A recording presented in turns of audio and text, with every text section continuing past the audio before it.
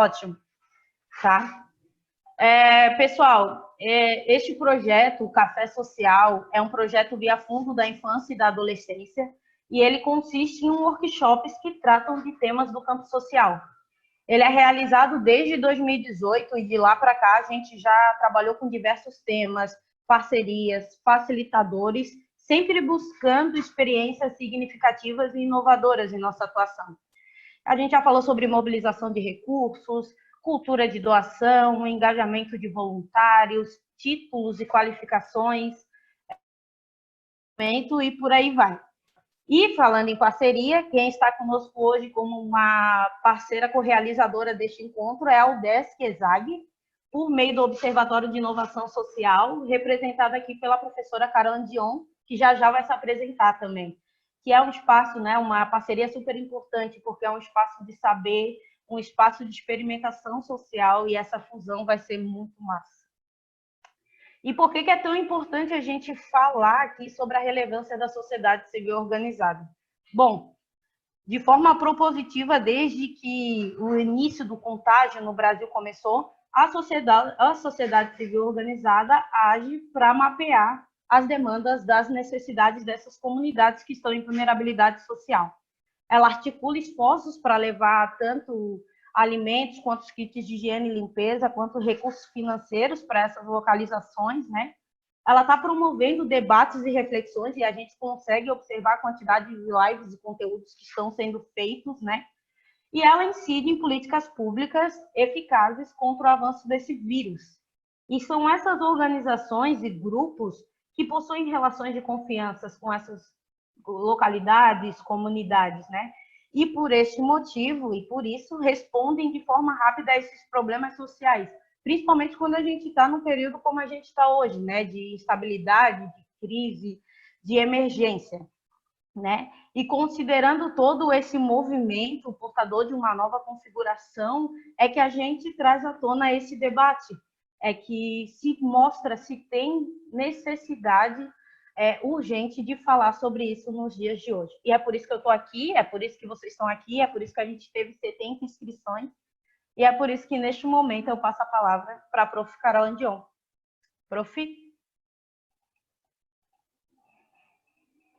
Boa tarde a todos e a todas. Muito bom ver a carinha de vocês todos assim. Muita saudade, né, desses espaços de conversa, de diálogo. Primeiro, queria super agradecer ao ICOM, a Mari, a Renata pelo convite. Na hora que elas falaram, quase que foi assim um casamento perfeito, porque eu estava com essa necessidade muito grande de falar sobre essa questão, e a gente estava meio que discutindo isso em outras esferas, e aí a Mari veio com a ideia, quem sabe a gente faz o café social, e na hora, né, a gente falou, não, vamos fazer, elas já queriam fazer semana que vem, eu falei, calma, vamos dar um tempo para divulgar, e aí, olha só, 70 inscritos, super legal, né? Um prazer enorme estar aqui com essas mulheres maravilhosas, né? A Cíntia, da Revolução dos Baldinhos, a Matis, né? Também, né? Com essa atuação super importante junto às comunidades. Então, assim, prazer muito grande estar aqui com vocês. Eu preparei rapidamente assim uma abordagem, as meninas me pediram para trazer um pouco também um olhar sobre essa atuação, né, o conceito, enfim, a visão do como a gente pode pensar essa atuação da sociedade civil na esfera pública e falar um pouco desse panorama, né, no Brasil e especialmente aqui em Florianópolis, em função do mapeamento que a gente fez junto com o Observatório. Queria dizer também que aqui tem vários da equipe do Observatório, que eu vi a Pamela, o Hudson, o André, né? Então, eu estou aqui junto também com essa equipe incrível, que graças a ele que a gente consegue fazer. A Agatha está aí também, que é do NISP, né? Então, é muito importante essa colaboração, né? Para a gente conseguir pensar esses dados. Então, é muito gratificante estar aqui, né? E essas mulheres todas que numa mesa, né, diferente, mas muito legal, muito bacana. Então, gente, eu preparei uns slides aqui, eu vou passar, eu me desculpo se eu fizer alguma gafe, porque eu estou aprendendo ainda esse processo todo. O meu vídeo Meu vídeo Então, estava ligado, amor, por isso que eu não posso ficar falando toda hora. Né? eu acho que tem alguém aí com o microfone aberto. Então, eu vou compartilhar aqui com vocês. Deixa eu ver se... Estão vendo? Tá vendo, Mari? Tá tudo certo? Tá. Então, a proposta é falar um pouquinho, então, dessa questão, né, da atuação e a importância dessa atuação. E aí, eu queria trazer, primeiramente, uma questão importante, que é assim, quando a gente fala de atuação da sociedade civil na esfera pública, a gente, em geral, né, do ponto de vista tanto da teoria, das teorias das ciências sociais, quanto da prática, a gente tem três grandes, digamos assim, paradigmas ou narrativas, né, ou visões que predominam no debate. Uma primeira é uma visão mais gerencialista, né, que é, digamos assim, tributária dessa ideia de terceiro setor e vê, então, a sociedade civil como um complemento do Estado, como aquela que vai fazer melhor, de forma mais eficiente, com menos custos, né, para justamente diminuir esse tamanho do Estado. Está muito dentro de uma lógica do New Public Management, como a gente fala, né, do Estado mínimo, etc. Um segundo conjunto de... uma segunda corrente, mas também muito forte, muito presente, sobretudo na América Latina, vai estar mais dialogando com os movimentos sociais e olhando, então, para a sociedade civil como espaço de mobilização política, de pressão, né, de luta por direitos, de construção de novas identidades. E aí a gente tem algumas palavras-chave que são um pouco diferentes, né? Conflito, mobilização, né, luta, enfim. E, finalmente, a gente tem uma terceira visão, que é mais recente, mas também é bastante forte, principalmente após a Constituição de 88, essa ideia de sociedade civil enquanto espaço de participação, de envolvimento na política, controle social, sobretudo, né, do Estado. Então, essas três visões, essas três correntes, de certo modo, dominaram o debate durante muito tempo e construíram, de certa forma, uma ideia da sociedade civil, às vezes como adversária do Estado e outras vezes como parceira do Estado. Então, a gente percebe um certo contraponto, né, entre essas duas possibilidades, nuances, né, meio termos, etc. Isso convive ainda, isso existe na prática também. Né? Mas essas visões, de certa forma, se a gente for olhar para elas, a gente percebe que o que tem de comum é essa ideia de uma sociedade civil apartada, né, da governança. Quer dizer, eu tenho o Estado lá e eu tenho uma sociedade civil do outro lado, então é como se o Estado se constituísse independente e à parte dessa sociedade civil. O que acontece mais recentemente? A gente tem uma mudança, né, nesse debate, e claro, isso é uma coisa...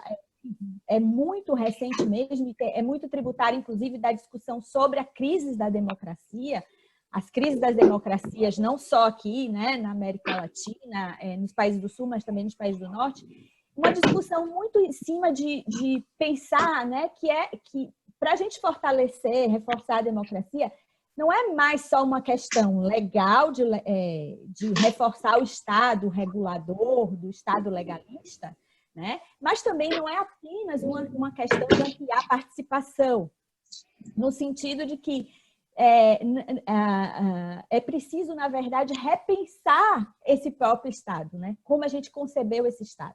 Esse Estado como uma coisa instituída, dada, né? Essa democracia como algo que está apartado de nós, né? Mas como algo que a gente tem que construir. Por que eu estou começando por tudo isso, gente? Porque eu acho assim que essa situação que a gente vive hoje, né, que é uma situação muito problemática, é uma situação global, que ao mesmo tempo reflete no local, em que nós estamos numa posição, né, todo mundo está acompanhando as notícias, bastante frágil, né?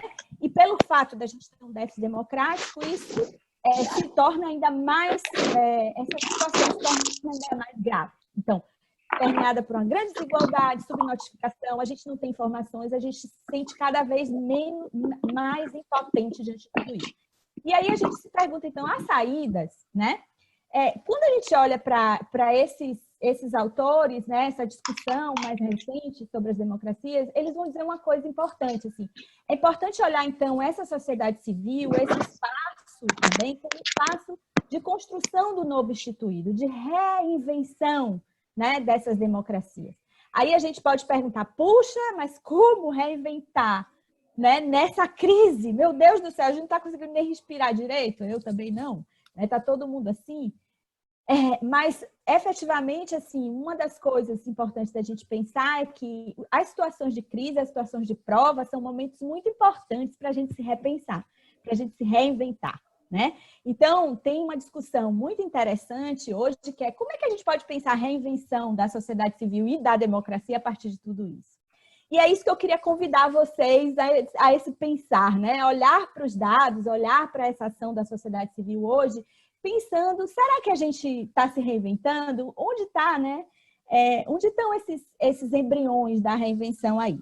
E aí, tem um conceito que eu acho muito importante, a Mari começou falando dele, você vê como as coisas são interessantes, que os conceitos já vão indo para a boca das pessoas.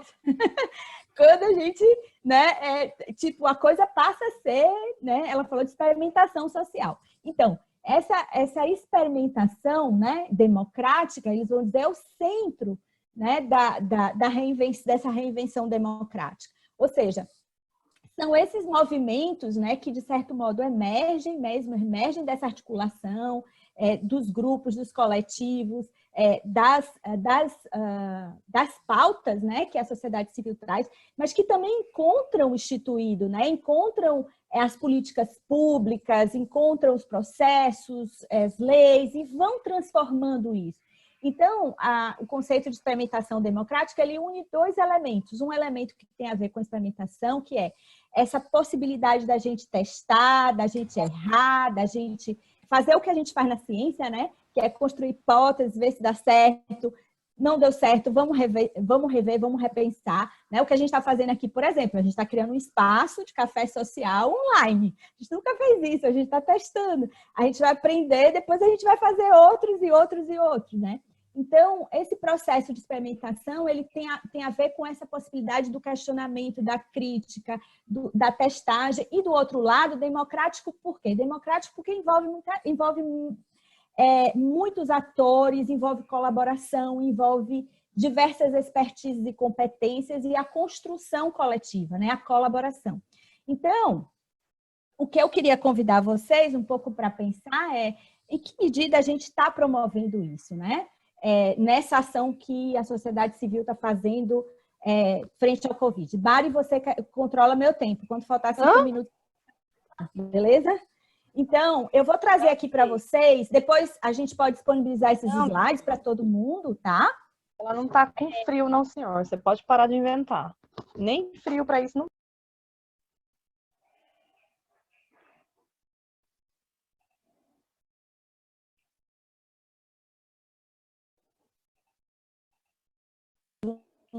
Um mapeamento nacional e um pouco do mapeamento da cidade para a gente justamente iniciar essa conversa e passar a palavra para as meninas que têm muito mais a falar do que eu, assim, da experiência delas e do que elas estão vivendo lá na frente, né, com as comunidades. Então, se a gente olha assim, do ponto de vista nacional, tem vários mapeamentos interessantes. Eu sugiro a vocês de entrarem, né, nesse site aqui, que é o Sociedade contra o Corona. Eu coloquei as telas aqui, mas eu acho que se eu for lá na tela e voltar, eu vou perder tempo. Então, depois a gente pode, se tiver condições, eu mostro para vocês. Mas tem um mapeamento nacional, né, do Sociedade contra o Corona, e esse mapeamento, eu vou ver se eu tenho que stop share e share a outra, né? Então, é melhor assim. Então, nesse mapeamento de Sociedade contra o Corona, vocês vão encontrar o mapeamento do GIF, né, o mapeamento da BONG, o mapeamento feito também pelo Instituto Marielle Franco sobre as periferias, né, o que está acontecendo nas periferias. E tem um mapeamento também muito interessante, que é o da Ponte a Ponte, que eles fizeram um mapeamento colaborativo também, e eles construíram um relatório que também está aqui. Depois eu vou disponibilizar esses links para vocês. Mas no âmbito geral, o que a gente pode dizer? Primeiramente, que a sociedade civil brasileira está muito mobilizada, né? Tanto do ponto de vista de investimento de recursos. Então, a Associação Brasileira de Captadores de Recursos fez um mapeamento que dá conta de mais de 3 bilhões já investidos, né? Sendo desses 1 bilhão só do Itaú, né? Vocês acompanharam, o Itaú investiu na formação de uma aliança para investir na saúde, com um comitê, né, de expertos, inclusive Drauzio Varela. Tem também uma série de iniciativas. Então, essas plataformas elas vêm mapeando essas iniciativas e a gente percebe que tem iniciativas desde o investimento social privado, ligado mais às empresas, fundações, etc., mas tem muita coisa que está surgindo das próprias comunidades, nas próprias periferias, fundos que são financiados pelas próprias comunidades, que são gerenciados pelas próprias comunidades. Então, é muito interessante dar uma olhada nisso. E aí, quando a gente olha para essa atuação, na sua maioria, as ações elas estão voltadas para a urgência, especialmente assistência social, através de alimentação, compra de cestas, também a questão da saúde, sobretudo equipamentos de proteção e equipamentos, né, para atendimento aos doentes do Covid-19, então ventiladores, etc. Então, respiradores, desculpa. Então, a maioria, né, das iniciativas estão nessas áreas, assistência social e saúde, e a gente vê também uma coisa bacana que está acontecendo, que é as organizações intermediárias, essas que eu falei, o Pacto para a Democracia, o GIF, a Ponte, várias organizações fazendo, o Instituto Marielle, produzindo informações, né, sobre a pandemia e sendo protagonistas nesse processo de geração de conhecimento. Então, a gente tem uma produção muito grande e rápida de conhecimento e dados, né? Então, para dar uma ideia a vocês, eu fiquei nessas 2 semanas fazendo essas pesquisas e eu já fui escrevendo, mas assim, a maioria das coisas que eu peguei foram mapeamentos que já existiam. Então, mas isso por quê? Porque tem havido, né, uma mobilização para geração de conhecimento muito interessante. E aí, novas plataformas também surgindo, né? Então, a gente pode dizer que, de fato, a gente tem um poder aí, um movimento, né? Uma tendência mesmo a produzir inovações sociais interessantes. E a gente precisa olhar para isso, né? E aí, quando a gente vai para Florianópolis, em Florianópolis, eu convido vocês todos depois a entrarem também na plataforma do Observatório, o Observatório de Inovação Social de Florianópolis, para quem não conhece, é uma plataforma online colaborativa que mapeia todas as iniciativas, né, que promovem algum tipo de solução aos problemas públicos da cidade, e aí a gente inclui tanto organizações da sociedade civil, mas também negócios chamados negócios de impacto, programas governamentais, programas de responsabilidade social, programas da universidade. E aí, o que a gente percebe, né, quando a gente mapeia isso? A gente fez um mapeamento das iniciativas que estão atuando no enfrentamento do Covid e o que a gente, do Covid-19, da pandemia, e o que a gente descobriu, né? Então, nesse mapeamento, eu vou ver aqui se eu consigo compartilhar com vocês, vou descompartilhar e vou tentar compartilhar o site. Não está aqui, será? Deixa eu ver aqui se eu consigo.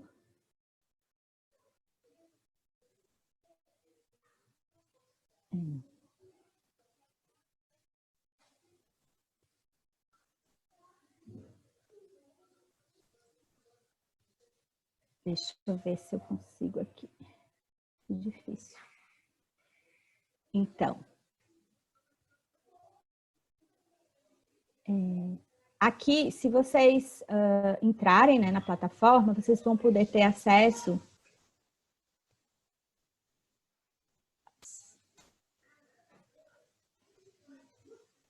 a esse mapeamento. Agora eu acho que está aparecendo para vocês, né? Tá? Tá aparecendo? Conseguem ver? Tá, então, sim, prof. Então, vocês podem ver ali também, aqui tem todos os links que eu indiquei para vocês, né? Grande parte deles estão aqui. E vocês vão ver aqui, tem iniciativas. A gente conseguiu mapear 38 iniciativas a partir do mapeamento preliminar do ICOM, da sociedade civil. A gente buscou também outros mapeamentos. Então, a gente tem coisas da universidade, das organizações da sociedade civil, de empresas, a IDES, a Isabel está aí, eu estou vendo, né? Tem vários de vocês estão aqui, né? Inclusive, Revolução Valdias, aqui é da nossa cor, está tudo aqui. O que a gente vê, né, quando a gente olha para esse mapeamento? Será que vocês conseguem agora ver os slides ou eu tenho que trocar? Estão vendo os slides? Não. Não, né? Então tá. Tenho que stop share e dar share de novo. Agora, então, se a gente olha para esse mapeamento feito, né, essa rede, a gente consegue mapear 38 iniciativas, né? A quase totalidade dessas iniciativas que a gente mapeou, elas estão seguindo o mesmo padrão nacional, ou seja, elas atuam principalmente na questão de distribuição de cestas básicas, kits de higiene, e algumas ligadas à questão da saúde, mas aqui, sobretudo, é assistência social mesmo, né? A maioria é realizada pelas organizações da sociedade civil voltadas para as famílias atendidas por essas organizações, né? Então, as organizações já conheciam essas famílias, já tinham essa rede e, portanto, utilizam essa rede como uma forma de ampliar, né, essa atuação. 10 dessas iniciativas são promovidas para grupos específicos. Que são grupos específicos? Quilombolas, indígenas, mulheres, né, em situação de violência, etc. Então, isso também no nacional aparece, tem tido também muito foco, né, em grupos mais vulneráveis. E só 9, e aí isso é uma coisa para a gente pensar, envolvem articulações mais amplas, ou seja, vai além da organização em si, busca-se fazer parceria com outra organização, com o poder público, com a universidade, tentando justamente ampliar essa atuação, né, para além daquele público que já era atendido. Então, diante disso, a gente... Peraí, deixa eu só... Como é que eu faço para diminuir isso aqui? O que a gente pode constatar, indo já para o final da minha fala, a importância dessa rede. Aqui, essa rede, né, que está representada, né, e aqui é uma sinalização de um dos elos dessa rede, que é o IVG, só para vocês terem ideia, né, da importância dessa atuação. Então, essa atuação é extremamente importante, sobretudo junto aos mais vulneráveis, e tendo em vista essa demora, né, do auxílio emergencial do governo. E Florianópolis, como nós sabemos, embora seja uma cidade tida, né, como uma cidade com alto IDH, é uma cidade que tem muita vulnerabilidade, né? Então, mais de 120 mil pessoas vivendo com menos de um salário mínimo. Então, essa situação, essa atuação é fundamental, né?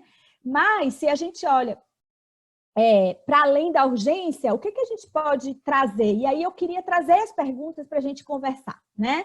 Que é assim, como é que a gente pode avançar para além da urgência, tentando pensar também em promover essas experimentações, né? E fazer com que isso se transforme efetivamente a nossa prática daqui para frente, né? E faça avançar, né, essa agenda da sociedade civil na cidade. Então, uma primeira pergunta que eu queria deixar aí para todo mundo é assim: como é que a gente pode unir atendimento à urgência com essa necessidade de promover inovação social? Ou seja, de criar, né, de inovar, de sair do mesmo, né?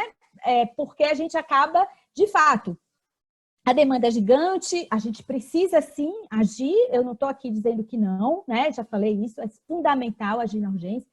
Mas como é que a gente, a partir disso, a gente também empodera, a gente fortalece, a gente faz com que esses recursos existentes também sejam aproveitados?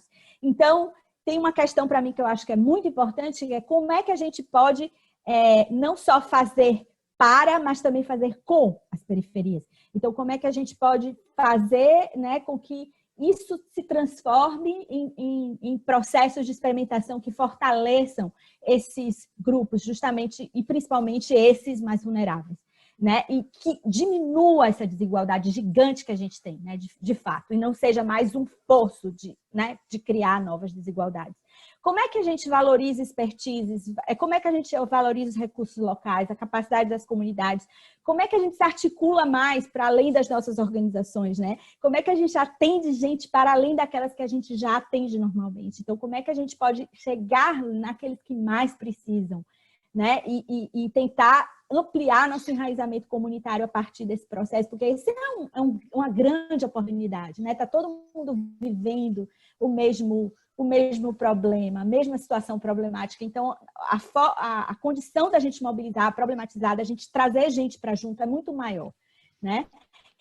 E como é que a gente pode fortalecer a governança? Um dos aspectos que chamam a atenção também nessa análise é que a gente percebe muita atuação isolada, né? Muita atuação em cima da sua atividade, do seu território, etc. Como é que a gente pode pensar a governança disso? Como é que a gente pode pensar isso na cidade?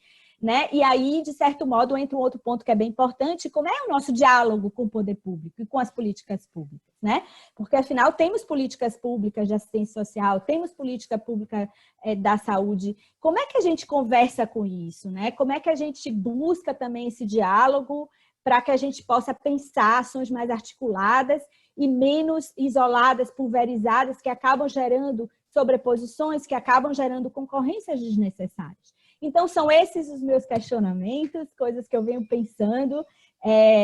Fico muito feliz, de novo, de estar aqui com vocês e poder estar, enfim, compartilhando essas minhas ideias, ver se faz sentido para vocês, e que a gente possa ouvir as meninas, porque eu estou também super, super louca de ouvir o que é que elas têm a dizer, Renata, e as meninas também que estão junto nessa mesa.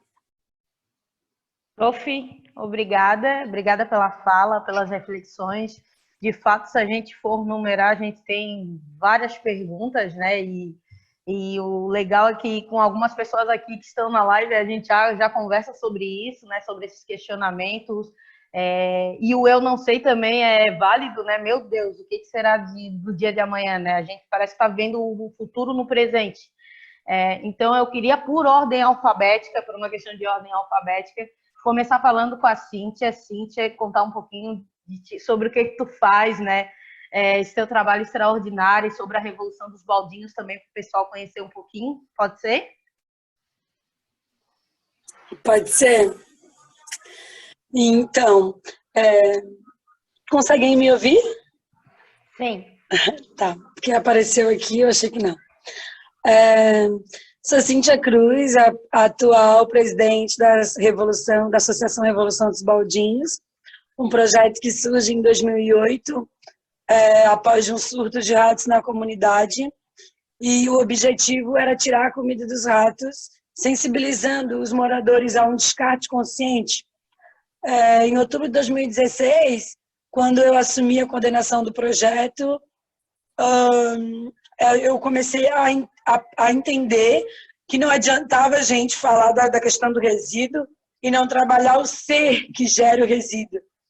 Então, eu comecei a trazer outras propostas no sentido de entender melhor a comunidade, a atuação territorial, né, de entender o contexto territorial. Por que com tanto potencial não evoluímos? De que forma que a gente pode se somar, né, e tentar vencer esses desafios diários que a gente sofre, né? E, assim, cara, muito louco todo esse momento que a gente está passando. Por entender, quando aconteceu, né, porque a gente estava ali, né, iniciando o ano, depois de um pós-carnaval, e na agenda do sistema, né, da forma que se rege, já se tinha esse borbulho, mas a sociedade civil não estava ciente, né, das coisas que estavam por vir. Então, quando a Escola América e a Cooperativa de Mulheres procurou a revolução diante desse surto, dessa pandemia, mais do que nunca eu entendi o papel da Revolução dos Baldinhos aqui. Enquanto moradores, a gente trata todas as nossas famílias como família. Então, se de fato somos uma grande família, a gente tem que entender a demanda territorial que surgiu. E naquele momento, com o fechamento dos projetos, isso a gente vê também a fragilidade do sistema, né? Como as coisas estão atreladas, como a gente vê que é preciso bem mais o compromisso diário da comunidade, o interesse e de saber, né, como se faz, para que se faz, qual é o intuito de fazer. Eu acho que hoje as comunidades perdem muito em não questionar, em não vir debater, e não entender um momento político que a gente está e que engloba tudo, né? E de achar que as comunidades não devem falar política, sendo que a gente respira política. Então, é necessário entender, né, o contexto em que a gente se encontra para que a gente consiga evoluir diante do caos. E é o que a gente veio trabalhando. Eu achei muito massa porque toda a sensibilização à metodologia da Revolução dos Baldinhos porta a porta, sensibilizando as famílias, a gente conseguiu aplicar agora na pandemia, de atender as famílias imediatamente, sabe, tendo suporte, identificando as demandas, identificando as famílias numerosas, quem de fato necessitava, a gente conseguia filtrar. A gente recebeu demanda de várias outras comunidades, a gente também foi em outras comunidades atendendo essas demandas, mas de ver de que forma que as comunidades estão fragilizadas, né? E é um povo que resiste diariamente, né, com o descaso do sistema, né, resistindo diariamente com várias... a gente tem problemas inúmeros né, diariamente. Então, e mesmo assim a galera está ali se reinventando, mas não vem para o debate, né, entender hoje, de fato, o que é uma sociedade civil, como que essa construção coletiva, né, como que a gente pode evoluir e fazer por nós, né? Eu costumo colocar nas nossas postagens, nós por nós, faço às vezes alguns vídeos, em comunicação direta com as comunidades, porque eu acredito muito no potencial das comunidades, sabe? Então, todo esse trabalho que a gente fez em 12 dias de conseguir, hoje agora a gente só fechou um mês, né? E nessa luta, mas em 12 dias a gente teve um retorno, um atendimento de 930 famílias, com muito apoio de muitos colaboradores, mas assim, a ação entre 3 mulheres, né? E a gente atendeu mais de 5.000 pessoas praticamente, sendo que o complexo do Monte Cristo são 35 mil. Então, diante de um caos, óbvio que a gente pira, né, com tudo, né, que a gente está falando do mundo, mas mais do que nunca, a gente precisa debater isso no sentido de entender o que a gente quer de fato para a Terra, né, e significar, né, a existência no sentido de um consumo consciente. O meu objetivo com a Revolução é de trabalhar com as famílias no sentido que a gente consiga não ser tão dependente do sistema, porque o sistema hoje, na minha visão, ele é falido para a questão das comunidades, né? A gente vê, um contexto que é uma reação em cadeia. Não tem como a gente criminalizar o território e não investir no que a gente diz, que a gente cita tanto diariamente na mídia, ou que eles falam, porque se falta, né, trabalho, né? Serviço social, todo um trabalho de base, eu acho, que a gente consiga entender e trabalhar melhor um reflexo dentro da comunidade. Então, a minha visão com essas questões é que a gente tem que fazer, né? Entendendo a ausência do Estado, a gente tem que fazer, não dá para esperar que eles venham fazer por nós, a gente precisa se articular mais do que nunca, a todas as comunidades a gente precisa direcionar o poder, não a gente ficar em conflitos internos, porque eu acho que é isso, a comunidade hoje perde muito, que é essa questão territorial. Eu acredito que a gente tem que cobrar mais do poder público a atuação dele no território, porque o poder público ganha muito com a desgraça dentro das favelas. Então, que a gente consiga direcionar melhor esses recursos, fiscalizar e entender, de fato, o que é a política no Brasil, né? Hoje a gente está aí sendo governados por um louco, literalmente, e a favela, a galera da comunidade, que vai sofrer diretamente esse impacto. E mesmo assim a galera não entende esse contexto político. Então, existe uma alienação, né? Existe todo um trabalho que é feito, né? Eu não tinha essa consciência e cada vez mais, quando eu vou nutrindo a minha mente no sentido de entender o contexto que a gente está hoje, eu fico cada vez mais perplexa da forma que o sistema foi feito e projetado. Eu vejo várias falhas e, de fato, não é para funcionar para a população carente. Cíntia, você nos deixa sem palavras sempre. Eu sempre falo. Sem me aprofundar, porque se deixar a gente fica falando sobre isso aí a semana toda. Pedir para a Matilde se apresentar, falar um pouquinho do É da Nossa Cor também, nossa convidada.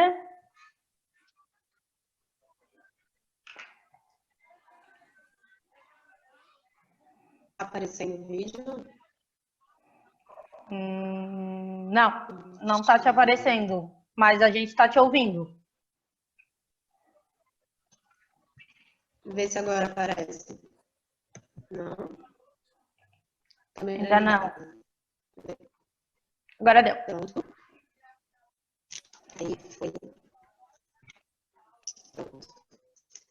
Tudo bem? Tudo bem.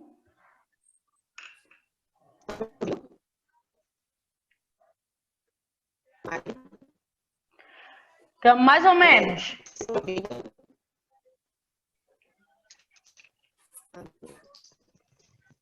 Estão me ouvindo? Agora sim, tá melhor. Então, boa noite a todas presentes. Eu sou a Matilde, represento a da Nossa Cor, uma iniciativa que começou em 2014, na comunidade do Montserrat. Tá bem... Principalmente o empoderamento. Ô, Matilde, só um pouquinho. Tá todo mundo conseguindo ouvir bem a Matilde? Não, né? Tá ruim a conexão. Deixa eu ver.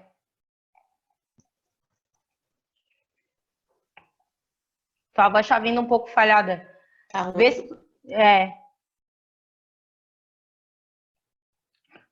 Se eu tirar o vídeo, vamos tentar esse vídeo. E agora? Dá para ouvir? Melhorou. Tá bom. Uhum. Vamos sem o vídeo, então. Eu sou a Matilde, represento a É da Nossa Cor. É uma iniciativa que começou em 2014, no Montserrat, especificamente no Pastinho, que é bem lá em cima.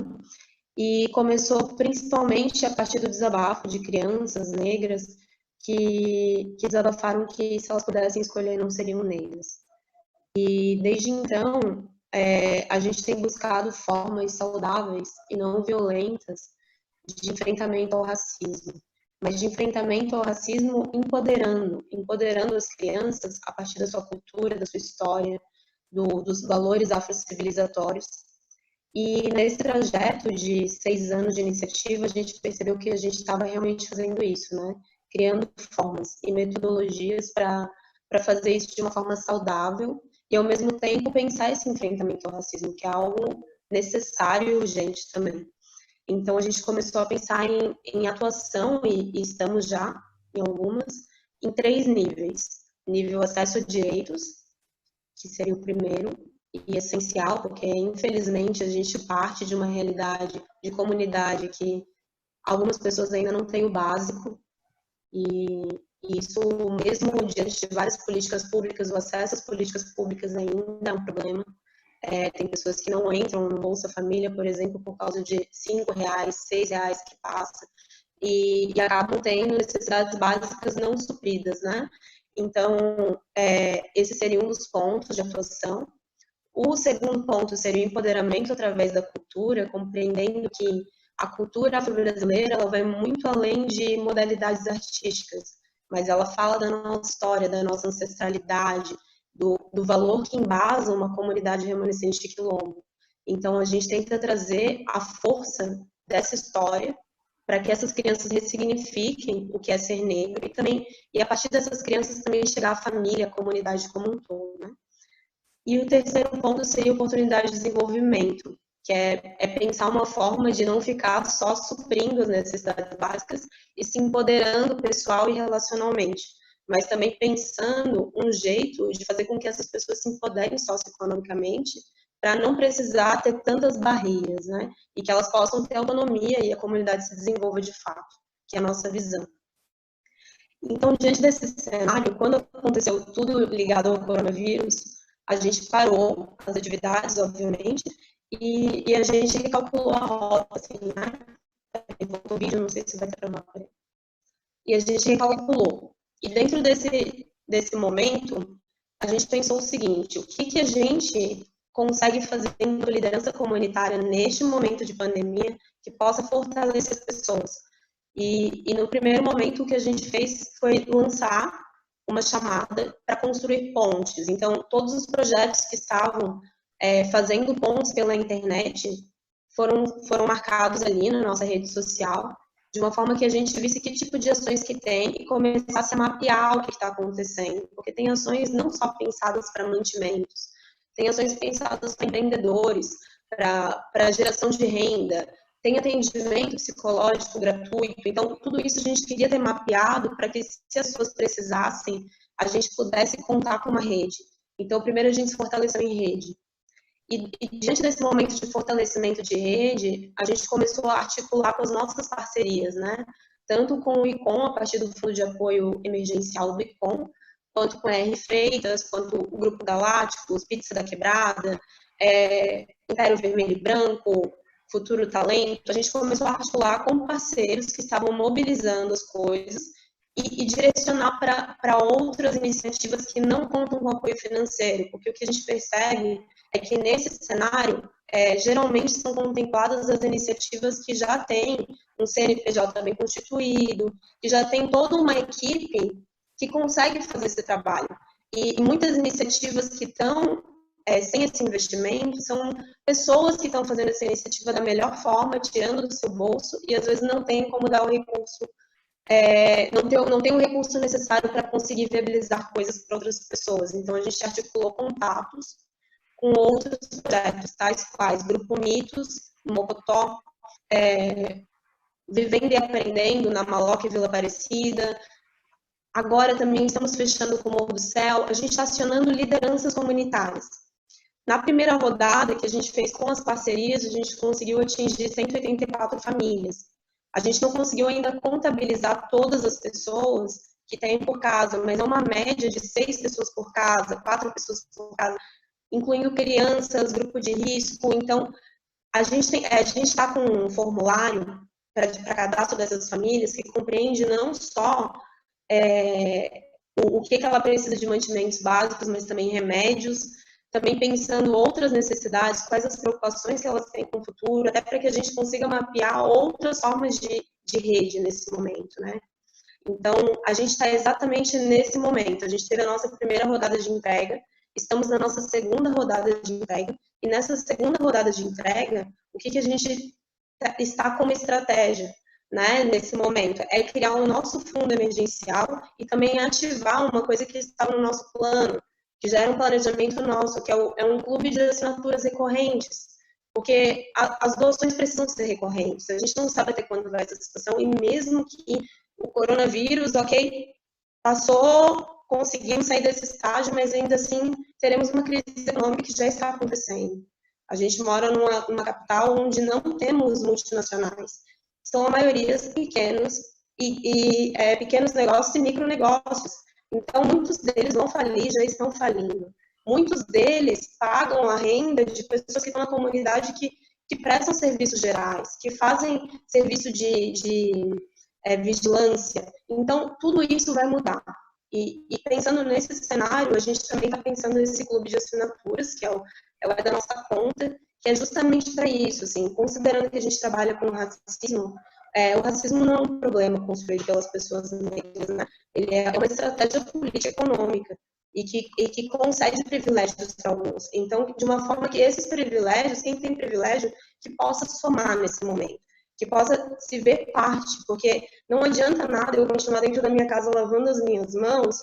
Eu acho que adianta sim um ponto, mas não adianta se o outro está trabalhando e pode estar se contaminando e daqui a pouco voltando para minha casa. Entende? Então, está acontecendo muito isso com as famílias. Alguns continuam trabalhando e voltam para casa e podem infectar. Então, a gente precisa pensar num sentido outro, num sentido comunitário. E isso diz muito também da nossa história, né, enquanto população negra. A gente vem muito desse lugar de pensar no coletivo. As pessoas que eram escravizadas, quando elas saíam, que elas tinham alforria, o que elas faziam era juntar dinheiro para conseguir a alforria de outras pessoas. Porque não basta uma pessoa ser livre, mas todas precisam ser, porque a gente, de fato, vivencia uma liberdade. Então, isso diz da nossa história. A gente não consegue fazer sem ser coletivo, né? Então, nesse momento, a gente está com essa estratégia. Obviamente, constantemente se reinventando, se repensando. Não temos nenhum panorama sobre o que será o futuro, mas queremos preservar vidas. E tudo que a gente puder fazer para que essas vidas se mantenham, a gente vai continuar fazendo. Massa. Muito bom, Matise. Obrigada, Matise e Cíntia, né, por apresentar a Revolução dos Baldinhos, que fica ali no Complexo do Monte Cristo, né, especificamente na comunidade da Chico Mendes, e o É da Nossa Cor, que fica na comunidade do Monte Serrato. Rê, quer falar um pouquinho sobre o que o ICOM está fazendo também, já que a gente está falando de sociedade civil organizada, de mobilização? Eu estou anotando várias coisas, vários insights, que, na verdade, vocês trazem como perguntas, e eu já estou vendo resposta que eu falo, nossa, amanhã já começa. Legal. Mari, legal. Parabéns, Cíntia, parabéns, Matise, né? E Carol, pela fala que antecederam a minha. Fico super feliz de a gente estar aqui nesse momento, conseguimos, era um desejo que a gente já tinha almejado, né? Esse nosso café online. Eu acho que é mais uma conversa online, né? E a gente, né, do ICOM, a gente já vem atuando aqui na Grande Florianópolis desde 2005, então esse ano a gente faria 15 anos. Então a gente está super feliz que a gente pensou em várias estratégias para os nossos 15 anos, como fazer e como agir, e rapidamente o ICOM, com essa experiência que a gente já vem fazendo de conhecer a comunidade por meio de diagnósticos sociais participativos, de fortalecer a sociedade civil, que são esses encontros que nós realizamos, os nossos workshops, os nossos momentos de encontro, e que a gente consegue rapidamente que pessoas e empresas possam atender as causas. A gente tem uma área hoje que é o nosso estímulo, né, de investimento social privado. Então, a gente já tinha uma conta, que é uma conta que a gente chama do Fundo de Impacto para a Justiça Social, uma conta corrente, que já existe desde 2018. É uma conta específica para causas de justiça, essas causas que a gente pouco se fala, ou poucos a gente argumenta, ou tem conteúdo. A gente vem construindo isso com a comunidade. A gente já apoiou, por meio desse fundo, 2 causas, as causas LGBTIQ+, e causas de igualdade de gênero. E esse ano a gente está apoiando, então, devido a essa emergência. Então, a gente tem essa expertise de rapidamente mobilizar a comunidade, quando a Carol traz, né? De uma governança, de mobilizar, a gente consegue rapidamente, por meio dos nossos fundos, que é uma conta específica, articular esses atores. E aí a gente proporcionou, então, essa linha de apoio emergencial que a Matise trouxe, né? Que a gente conseguiu apoiar o pessoal da Nossa Cor, Revolução dos Baldinhos também. Essa linha de apoio emergencial, hoje ela tem 2 linhas de frente. Ela tem uma linha de frente, que é a aplicação, né, de apoiar financeiramente a organização da sociedade civil. Então, a gente já está apoiando essas organizações da sociedade civil. A gente tem esse mapeamento que a Carol trouxe, né, que a gente buscou. Então, hoje a gente tem 43 mapeados, e a partir desse mapeamento a gente consegue apoiar financeiramente. Então, a gente acabou de apoiar hoje mais 7 iniciativas. Atualmente já apoiamos 21 iniciativas, mais de 100 mil investidas na comunidade, com apoio de mais de 200 doadores, tanto pessoas físicas como pessoas jurídicas. Então, essa linha de apoio pensou. E pensando em se inovar e de como a gente pudesse, além de dar alimento, e como a gente pudesse também proporcionar inovação nesse período, a gente criou o nosso primeiro banco comunitário aqui da Grande Florianópolis. Então, o nosso intuito de criar esse banco comunitário, uma moeda social, é que a gente pudesse enfrentar essa crise do Covid, né? Garantindo, além de uma alimentação suficiente nas áreas de vulnerabilidade social de Florianópolis, também que a gente pudesse fortalecer os comércios locais. a gente identificou, ao apoiar as iniciativas lá no início, nesse apoio emergencial, que a gente estava dando dinheiro e as organizações estavam saindo da sua comunidade para comprar nos grandes supermercados. E os comércios locais estavam com essa dificuldade de poder se manter, essa questão que a própria Matize acabou de nos trazer, né? Os pequenos negócios. Então, a gente está num teste, e aí eu acho que a Carol encerrou essa fala falando da experimentação, do teste, a gente está fazendo um teste, experimentando um piloto na comunidade da Serrinha, que é nosso banco comunitário. Ele, né, vem atuando ali, a gente já está conseguindo apoiar mais de 70 famílias, e esse banco comunitário a gente está apoiando essas famílias com moedas sociais, essas moedas são revertidas em compra de alimentos, itens de higiene e limpeza dentro da própria comunidade, então elas conseguem fazer essas compras e os próprios mercados conseguem, né, os mercados cadastrados, então a gente conseguiu cadastrar mais de 4 estabelecimentos nessa comunidade. Então, a gente ainda está experimentando, né, e testando esse piloto nessa comunidade. A gente está indo em parceria, né, com a Revolução dos Baldinhos para a comunidade Chico Mendes. A gente está super feliz. A gente vai atender Chico Mendes, a Novo Horizonte e a Nossa Senhora da Glória. Então, a gente está super feliz, né, dessa aproximação também. E uma coisa que a gente fala, que a Carol trouxe, dessa questão da gestão democrática, né? O ICOM hoje tem um conselho voluntário de mais de quase 30 pessoas, né? Tem uma diretoria voluntária, eles, né, estão ajudando a gente, mas mesmo assim a gente criou um comitê consultivo que possa nos ajudar também a pensar em estratégias desse banco comunitário, pensar em estratégias nessas linhas de frente.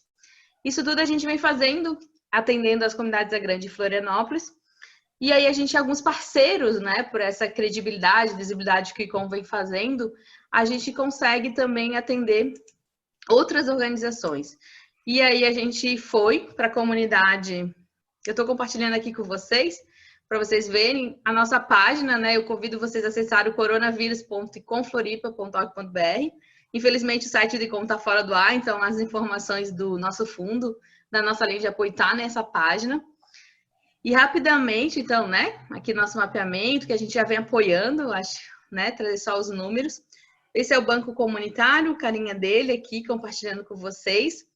Mas nessa movimento, nessa mobilização que a gente vem fazendo, a gente também foi procurados para a comunidade da Pedra Branca, pela Associação Empresarial de Palhoça, pelo Grupo Pedra Branca e pela Associação de Moradores da Pedra Branca. A gente criou, então, o Fundo Frei Damião, né? Então, a gente vem apoiando a comunidade Frei Damião, uma comunidade lá na Palhoça, né? Super vulnerável, né, e carente aí, posso usar carente de saneamento básico, carente de infraestrutura, carente de atividade, de áreas de lazer. E a gente está apoiando, então, as organizações lá nessa comunidade, no Frei Damião. E uma coisa bacana com esse fundo é um apoio que a gente está mobilizando, e a própria Grupo da Pedra Branca, que é uma organização lá super empresarial, né, de construção civil, coloca cada R$1 que a gente mobiliza, eles também aportam mais R$1. Então, a gente está conseguindo duplicar esses valores. Então, até agora, a gente já conseguiu apoiar 6 organizações de lá da comunidade, né? E mais de 712 famílias. A nossa ideia é que a gente possa apoiar recorrente essas famílias lá durante um período, né? Até porque é uma comunidade específica, a gente tem um número exato de famílias precisando, então a gente está nessa fase de mobilização também para essa linha de frente, né? Junto com parceiros, a gente conseguiu rapidamente também fazer essa articulação e poder atender a comunidade lá do Frei Damião. Então é isso, a gente tem vários parceiros, a gente preza por trabalhos, né, de colaboração e parceria, então a gente tem todo no nosso site, nas nossas páginas também, a questão de toda a transparência. E aí eu queria trazer para vocês, por mais que a gente continue fazendo esse apoio da linha emergencial, a gente continua com as nossas ações do ICOM. A gente já faz mais de 30 dias, né, que a gente está em trabalho remoto, mas a gente continua fazendo as nossas ações, a gente continua fazendo os cafés sociais, agora de forma online. As nossas consultorias, para quem nos acionava e fazia, a gente está fazendo online, então a gente já fez algumas consultorias online nesse tempo, então a gente está à disposição também. E o projeto Articula Floripa, né, é um projeto que a gente continua fazendo, que é de fortalecimento do conselho.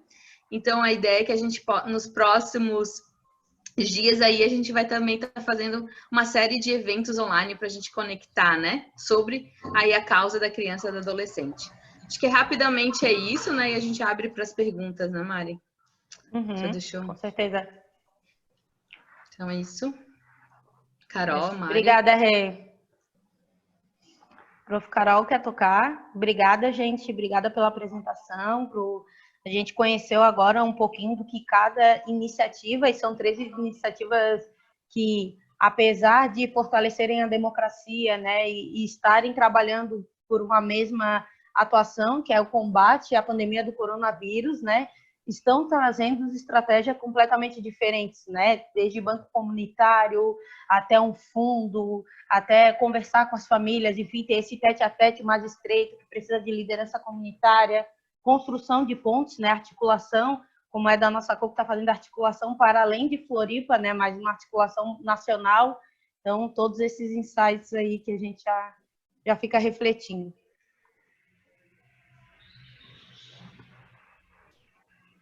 Só um elemento aí que eu queria trazer um pouco das falas de vocês três, né? Como é interessante o que a gente estava falando nas questões finais, que era assim, né? Como é que a gente pode fazer as coisas com e não para, né? E ao mesmo tempo da gente fazer e ao mesmo tempo se reinventar. Eu acho que as 3 experiências colocadas aqui, né, mostram isso. Vocês, né, também refletem isso. Essa fala de vocês, jovens, mulheres, à frente desses processos, assim, de fato, nos nutre muito de esperança, porque essa reinvenção está acontecendo, né, Cíntia, que você falou, essa importância da gente... gostei da sua frase, né? Não adianta simplesmente a gente pensar que tudo vai vir do sistema, a gente tem que reinventar o sistema. Então é isso, né? A gente esse trabalho de formiguinha que a gente não vê e que a gente tenta colocar luz. E isso nos dá esperança, assim, nos momentos mais difíceis, quando a gente ficar muito, muito deprimido, a gente pensa nisso. Pode continuar, professor. Vou ver. Não, eu acho que a gente pode abrir para as questões, né?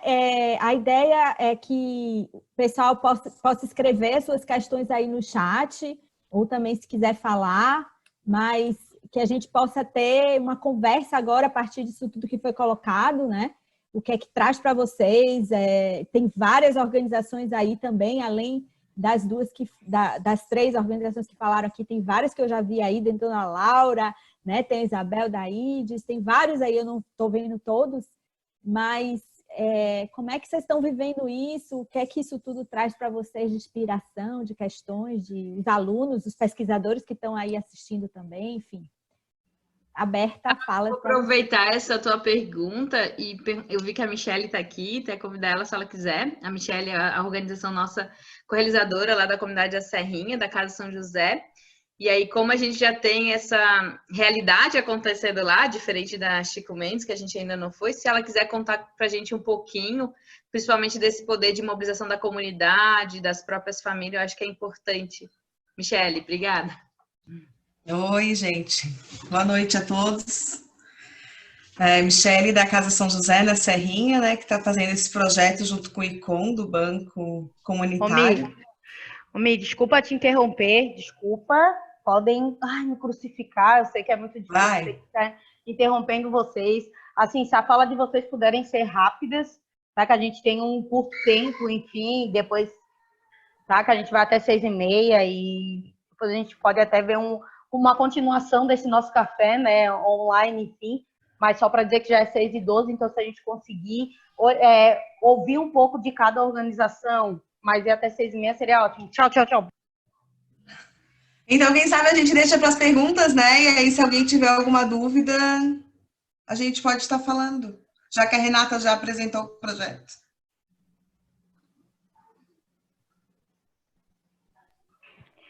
Pode ser, mas também tu pode contar, Mi, que eu acho que também foi uma pergunta, né, da Rei, enfim, mas de como que está sendo essa mobilização dentro da comunidade, quais os desafios, né, que tipo de elementos que a gente não consegue enxergar na escrita quando a gente fala do banco comunitário, né?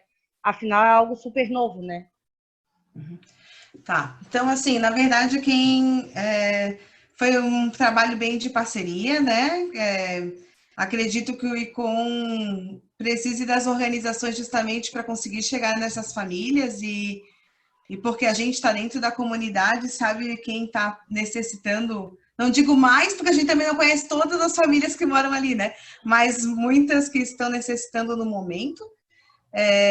Quem está fazendo um trabalho maior é a nossa assistente social, né? Que é a Daisy, e que está em contato direto com as famílias e fazendo esse cadastramento.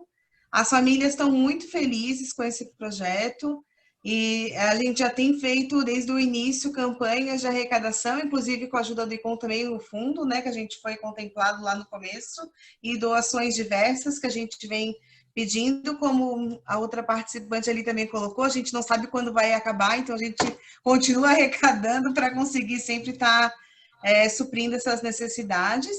Mas essa questão deles poderem ir até o comércio, comprarem o que querem, não o que estão dando, né? Mas o que eles estão precisando no momento.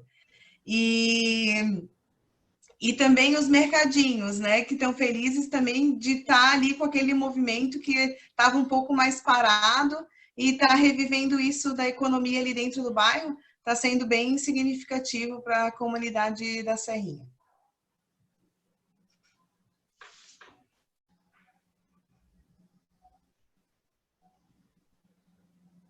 Brevemente isso. Obrigada, Mi. Obrigada pela fala. Eu queria também que a Matise e a Cíntia falassem um pouquinho também. Eu vou fazer a mesma pergunta que eu fiz para a Michele, né? Que elementos que estão intrínsecos nessa nova configuração, né, de sociedade civil nesse período de pandemia? O que a gente precisa fazer? Eu anotei algumas perguntas chaves, enfim, mas para a Cíntia, por exemplo, quando tu fala que falta trabalho de base, eu quero saber como que tu acha que a gente poderia começar fazendo esse trabalho de base nas periferias, né? E a Matise, com essas articulações também, como que a gente se articula com outras iniciativas e com outras comunidades também. Para as duas, aí podem dou-lhe uma, pode ser pela Cíntia, por ordem alfabética, então. Olha, galera, eu digo trabalho de base no sentido de entender mais essa demanda e de trabalhar não o efeito, mas a causa, né? Porque hoje se fica muito no efeito, mas não se trabalha a causa de todos os problemas. Então a gente acaba não colocando amor de fato em tudo que é feito, né?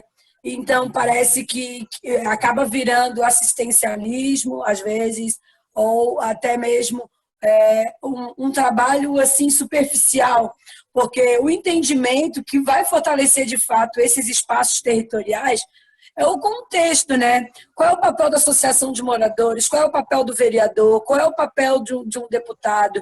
Como que se define a política hoje? A gente não fala isso dentro das escolas. A gente não prepara uma criança com uma educação, não se fala de economia, não se fala do meio ambiente. Então, todos esses reflexos que a gente tem na sociedade é o trabalho de base que tem que ter. Quando a gente prepara um ser para o sistema, a gente tem que nutrir melhor ele. Ó, você vai passar por isso, eu estou te preparando para aquilo.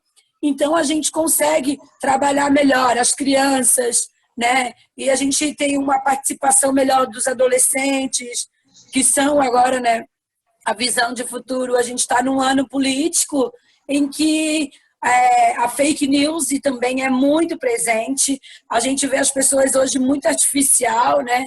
Todos naquela verdadeira novela, né? Induzidos pelas emissoras e acaba que a galera fica alienada com tanta informação. Então, qual é o de fato, né? A origem, a cultura local das favelas, de fortalecer essa comunicação interna, né? Potencializar essas ações com os projetos, fazer debate, procurar a galera do movimento da cultura, de estar trazendo. Eu acredito que uma grande ferramenta para abordagem é a cultura, seja o teatro, a música, a galera do rap. Por isso que no Espaço Cozinha Mãe, a gente oferece curso de integração alimentar, mas é um ponto de cultura, a cultura local da favela, onde eu quero levar a politização, porque a gente precisa entender.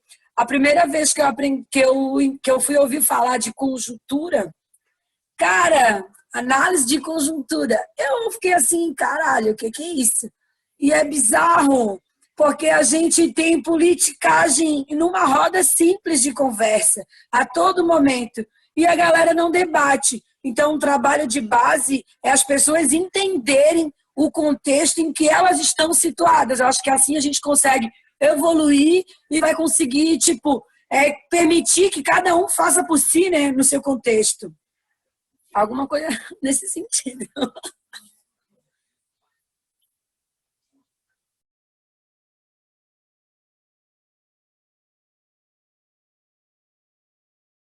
Agora sou eu. Mari, tu pode só repetir a pergunta? Estão me ouvindo? Ô Mari, tu tá sem som. Problemas técnicos, né, minha gente? Eu fiz de propósito, era só para ver se vocês estavam prestando atenção.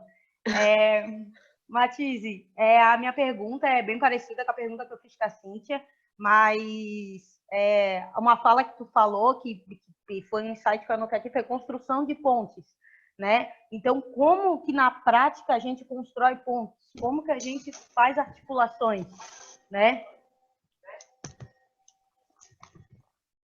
Entendi. Ok. Primeiramente, quando a gente quer falar de fazer pontes, a gente parte de um princípio de que todos nós temos poder de mudança. Todos os projetos, menos os menores aos maiores, o poder público, cada pessoa é um ser político. Então, primeira coisa é compreender que cada um tem a sua construção de valor e fazer parcerias de fato, sabe? Ver assim, poxa, tu tá entregando valor nisso aqui. Tal lugar precisa, sabe? Como que a gente pode facilitar essa comunicação? O que acontece muitas vezes é que muitas pessoas querem contribuir e não sabem como chegar na comunidade. A questão é que essas pessoas talvez não cheguem na comunidade, porque realmente a linguagem é diferente, a forma de chegar é diferente. Muitas vezes elas não sabem fazer com, elas querem fazer para. E tudo bem, só que para fazer com a comunidade é fazer com. E precisa ter lá na comunidade lideranças comunitárias que já têm essa confiança da comunidade, né? Então, o que a gente tem feito nessas articulações é isso. É valorizar as lideranças comunitárias para que elas se fortaleçam e busquem autonomia nesse processo, para que elas daqui a pouco sejam pontos para outras coisas, entende? Então, que seja uma reação em cadeia, assim, sabe? Onde as pontes vão gerando novas pontes. Essa é a nossa proposta, assim. Uma proposta de compreender para além do poder público, porque, de fato, tem várias saídas do poder público nesse momento que são importantes, mas difícil é ter acesso a elas, né? O fundo emergencial não é... Como é que é o nome do... Auxílio emergencial. Auxílio emergencial. Para algumas pessoas já saiu, para outras elas estão tentando achar o aplicativo ainda. Estão tendo problemas, elas não conseguem por telefone. Então, tem coisas que são a nível burocrático que dificultam muito o processo de acesso.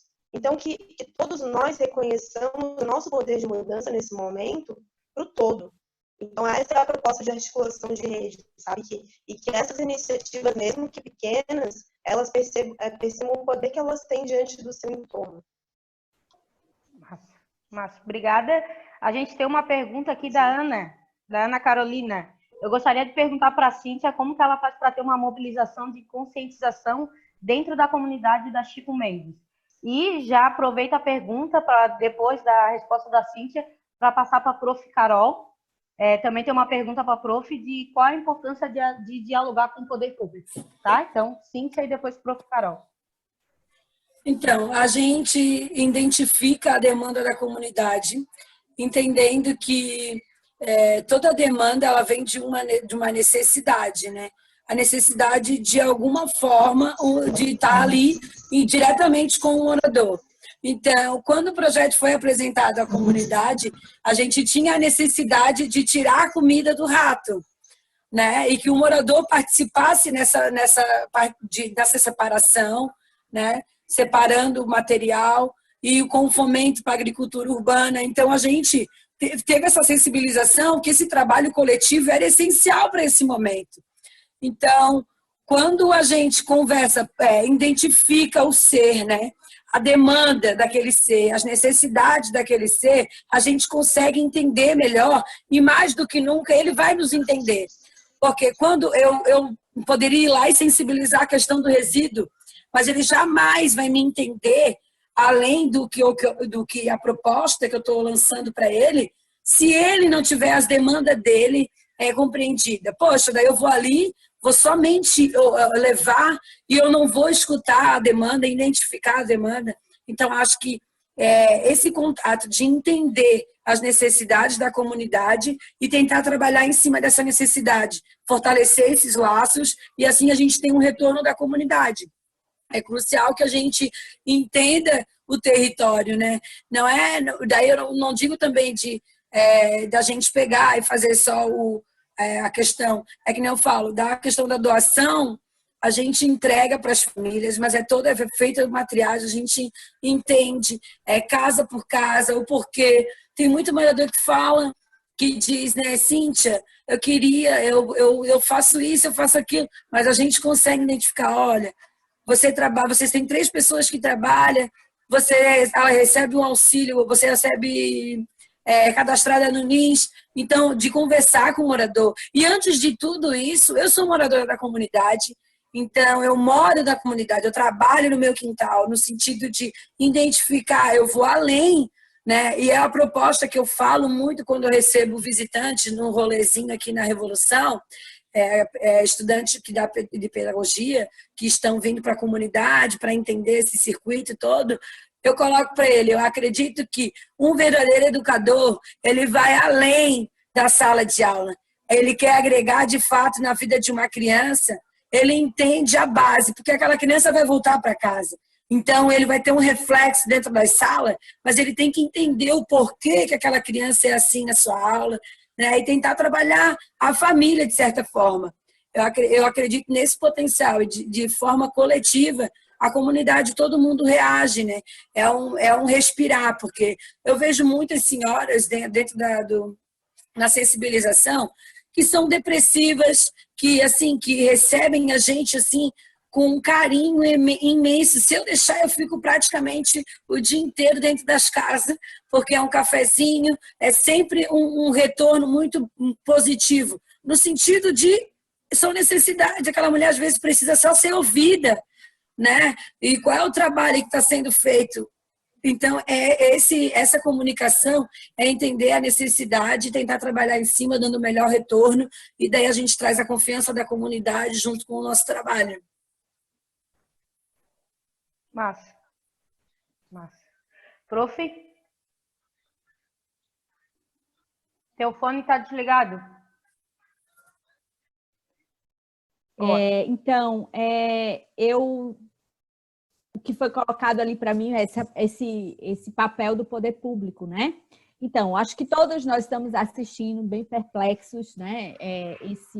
A governança da crise no âmbito federal, considerada por vários países do mundo a pior governança do mundo, né? Na gestão da crise. A gente está ganhando, né, digamos assim, o número 1 do pior país a enfrentar essa crise. E a gente fica se sentindo, eu também, eu sou professora de administração pública, a gente fica se sentindo impotente diante disso, né? E olhando como se aquilo que a Cíntia falou, né? A gente não tem a ver com essa política, né? Essa política aí eu não quero me meter, né? Vamos lá fazer. Eu acho que é importante e fundamental, meu Deus, né? Todas essas iniciativas que estão acontecendo, e se elas não acontecessem, imagina onde a gente estaria, né? Como é importante essa mobilização, mas como também é importante a gente fazer essas pontes, né? E fazer essa pressão, como foi falado pela Matis e pela Cíntia, foi falado né, por vários aí, essa pressão no sentido de fazer o instituído também se transformar, né? E aí, olhando para a nossa cidade, né? Porque eu acho que é o lugar que a gente consegue transformar mais rapidamente, porque se a gente for falar de governo federal, né? a gente tem uma política de assistência social, né? Por que os CRAs estão fechados nesse momento, né? Por que os CRAs não estão articulados com essas iniciativas? Por que não há uma comunicação, né, das organizações, do poder público com essas organizações, uma valorização desse trabalho no sentido de fortalecer, viabilizar, mobilizar mais ainda? Então, o poder público, gente, tem um poder enorme nas mãos, né? Ele tem a máquina pública, ele tem as informações, ele tem cadastramento de famílias, ele tem um monte de coisa que pode facilitar e viabilizar muitas dessas experimentações, como falou a Renata, né? A gente mesmo no Banco Comunitário, várias vezes a gente se perguntou, tá, como é que a gente pode acessar as famílias mais vulneráveis? Por exemplo, a assistência social tem um cadastro disso, né?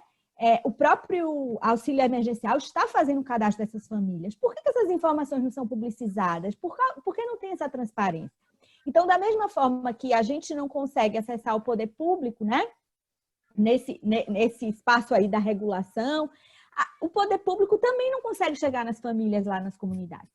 Então, a sociedade civil tem esse poder, essa condição de olhar as demandas, de conversar, como você falou, Cíntia, de tomar o café, né? De conhecer, de experimentar, de inovar.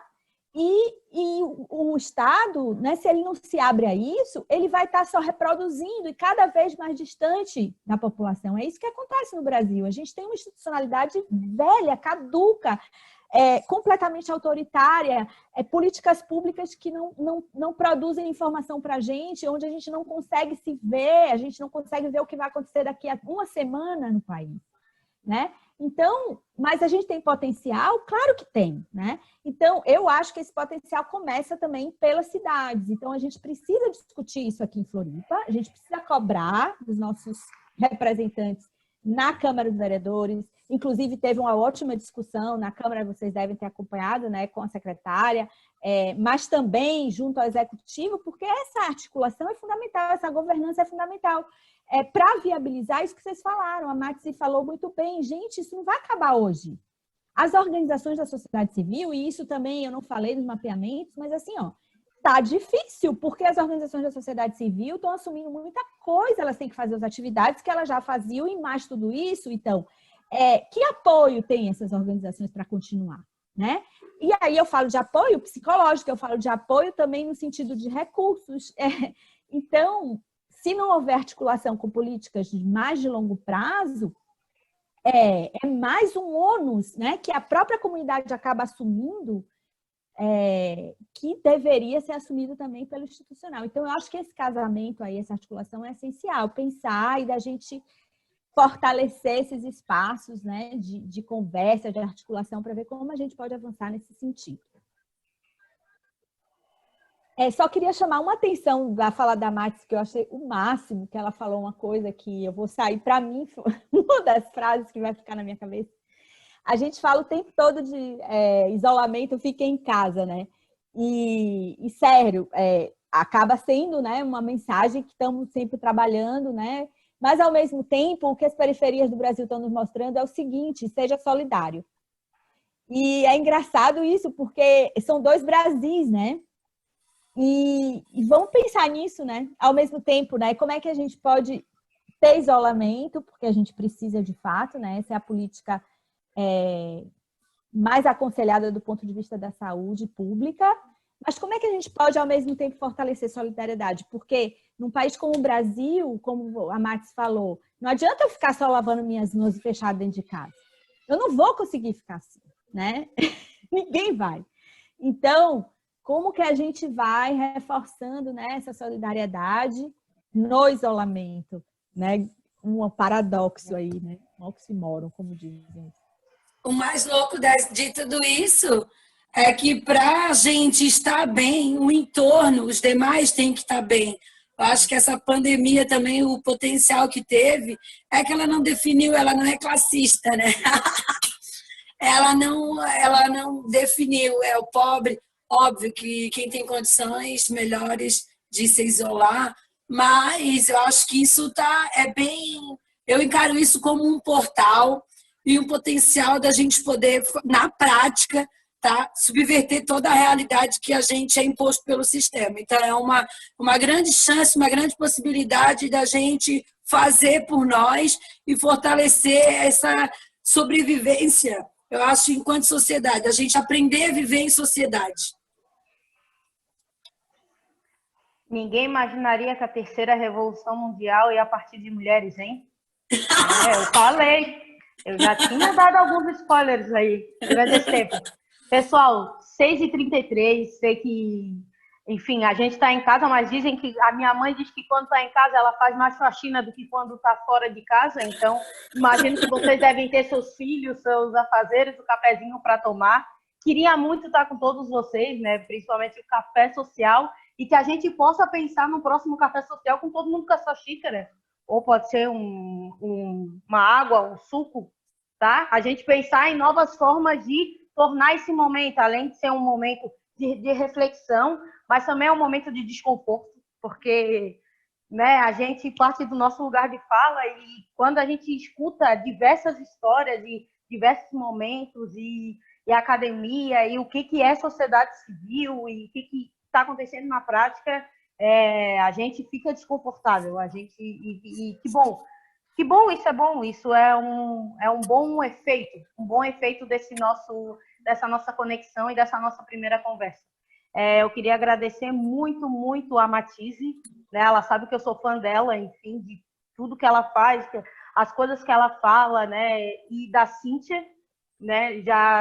Já, meu Deus, sou fã, a gente comenta direto aqui no ICOM, enfim, essas falas. A Prof. Carol nem se fala, né? Já foi meu TCC, já puxei ela junto comigo e é uma pessoa que é totalmente acessível, é totalmente, né, entende sobre sociedade civil. A gatinha está aí também, a Mi, Ju, Dona Laura, Brejaru, Hudson, Pamela, André, Verô da Casa da Criança, a Karina Zagonel, Armário Coletivo está aí também.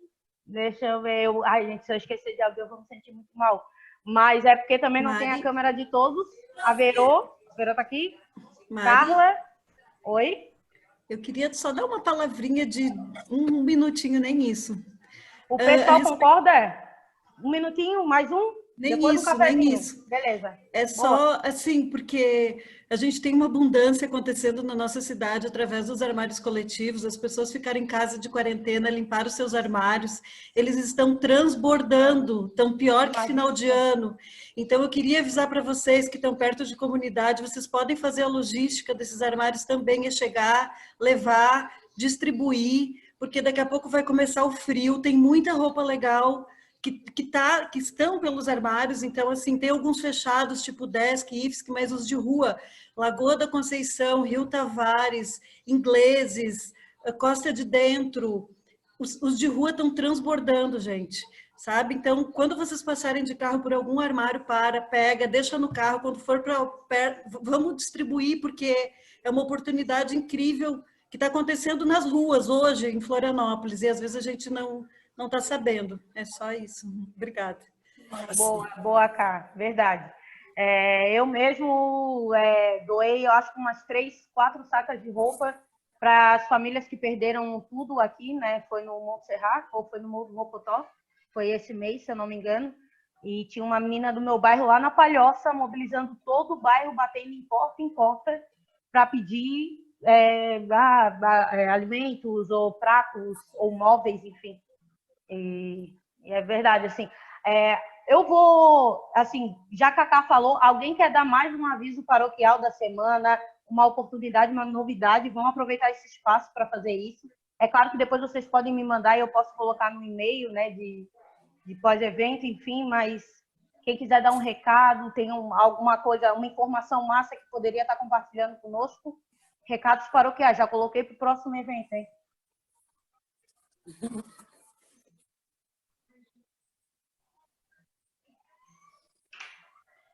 Tudo certo? Tudo certo.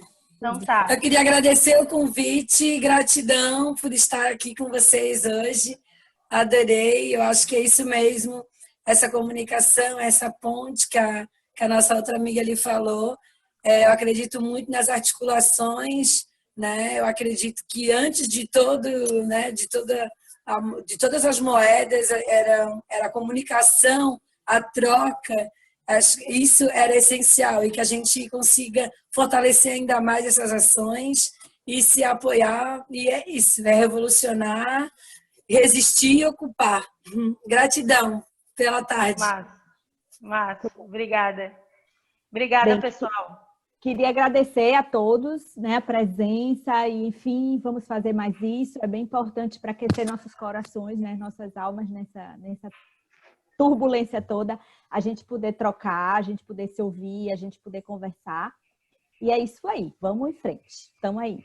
Obrigada. Massa, obrigada, equipe Com. Obrigada, Matheus. Eu também. Posso Pode? também? Deve? Então, gostaria de agradecer também, foi um ótimo encontro, foi bom ouvir vocês.